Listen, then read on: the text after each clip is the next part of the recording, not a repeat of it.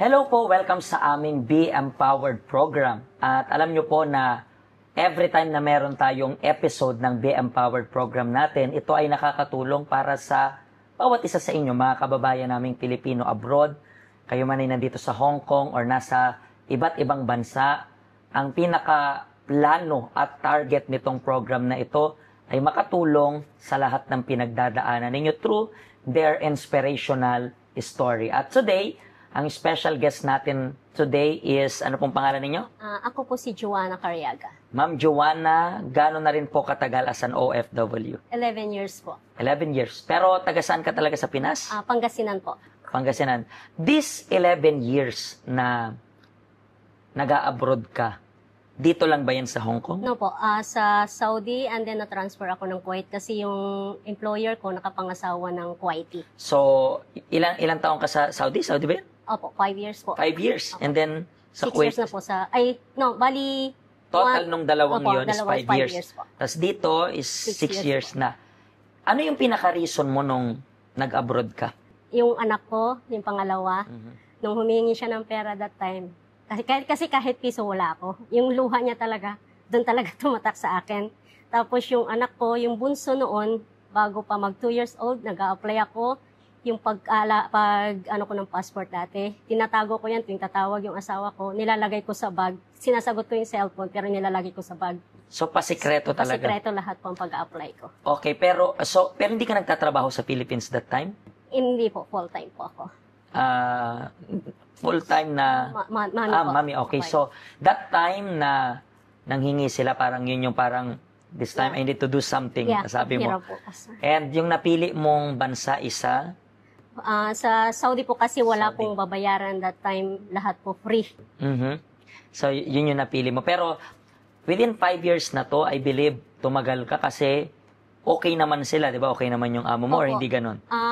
Okay naman po sila.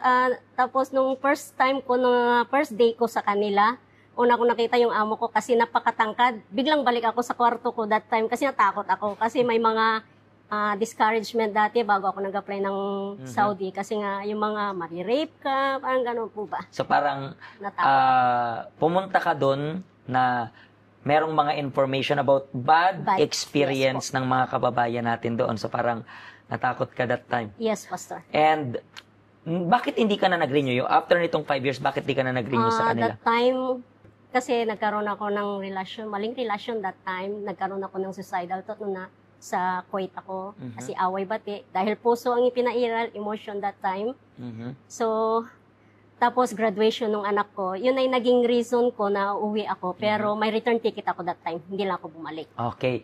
And gaano ka katagal sa Philippines nung nag-stay ka doon para... By 6 months po. 6 months? Opo. And then, pagbalik mo ba doon, tinarget mo na talaga Hong Kong or hindi naman? Target ko talaga po Hong Kong. Bakit naman sa Hong Kong? Dahil sa sahod po mas malaki. At saka yung lupo nila dito maganda. Pag magkahanap ka ng panibagong employer dito, mas maganda yung nila, patakaran po nila dito. Okay. So yung patakaran. And ano yung para sa'yo, hindi mo malilimutang experience habang nag-work ka abroad? Yung kung yung tumatawag yung mga family mo, tapos pag busy ka, hindi mo sila basta-basta mabigyan ng attention. Tapos yung mga anak mo nagkaroon ng iba't ibang addiction, tapos yung pag-aaral nila hindi maayos, watak-watak sila that time ng pandemic. Lahat ng yan kinaharap mo while nasa abroad. Sa po. And interestingly, kasi parang wala tayong magawa na layo natin. Yes. And paano ka po nakapunta dito sa health center? First po, sa akin na bigyan ako ng leaflet sa Admiralty. Then, that time, binaliwala ko yon. Then, nag-invite yung isang kabatchmate ko. Nagsing-ing sa utak ko yung pangalan ng nag-invite sa akin. So, yun. Pumunta ako agad-agad that time. Mga gano'n na rin po kayo katagal dito sa health center? 3 years po. 3 years? Yes po. And then, within 3 years na to, paano nakatulong para sa'yo yung health center? Ano yung natulong nitong health center? As an OFW na katulad mo, working na malayo sa family, working na sumasabay yung problema sa amo tapos sa family, paano nakatulong bilang isang support yung health center para sa'yo? Nakatulong ang health center sa akin simula nung first time ko ma-terminate. Talagang umano yung emosyon, pero mas pinairal ko yung kalmado. Tinanggap ko, nag-pray ako.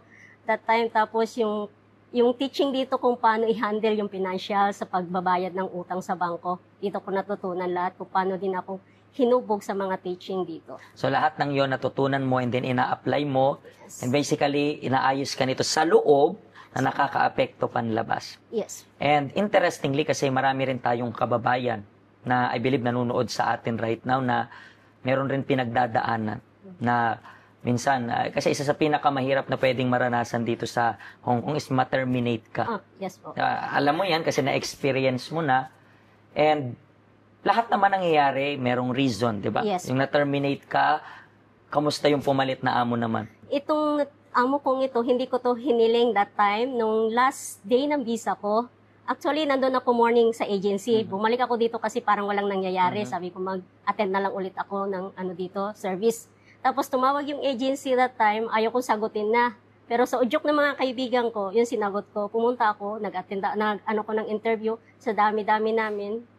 Ako yung na-select niya that time, kinuha ko yung ring, nag-pray ako. Pero hindi ko na alam kung ano yung nasabi kong prayer, basta nabanggit ko yung COVID. Yun na lang po. So, this time, maayos yung amo mo. Yes po. So, lahat nga nangyayari, merong reason. Yung pagdepende mo sa Diyos, yan yung nagbibigay sa atin ng tulong sa lahat ng mga challenges Yes. na kinakaharap natin. At yun rin po yung gusto naming sabihin para sa inyo.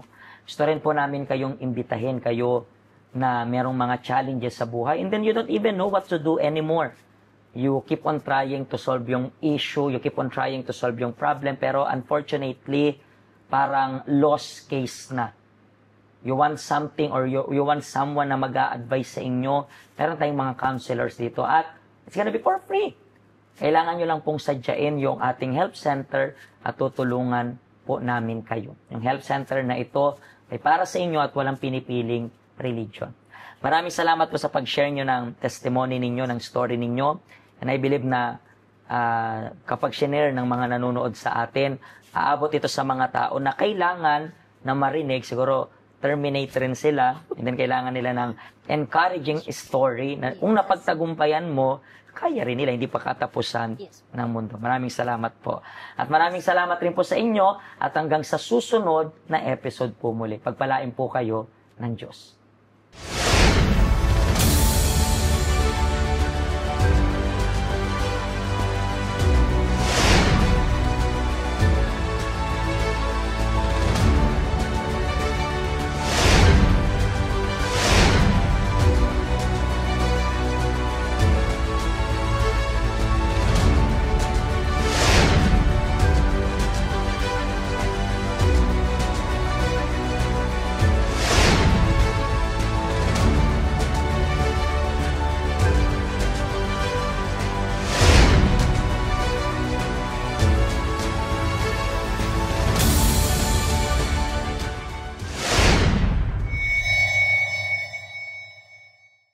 Hello, ako po si Pastor Joshua dito po sa UCKJ Help Center dito po sa Hong Kong.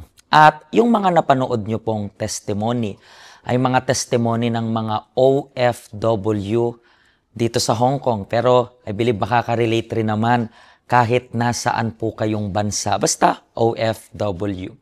Ang Help Center po natin ay walang pinipiling religion. Base na rin po sa name, Health Center. Kung kailangan nyo po ng karagdagang information, nandito lang po sa baba lahat ng information na kailangan ninyo, kontakin nyo lang po kami at magiging masaya po kami na matulungan ka, ma-assist ka, nasaan man po kayong bansa. Pagpalain po kayo ng Diyos.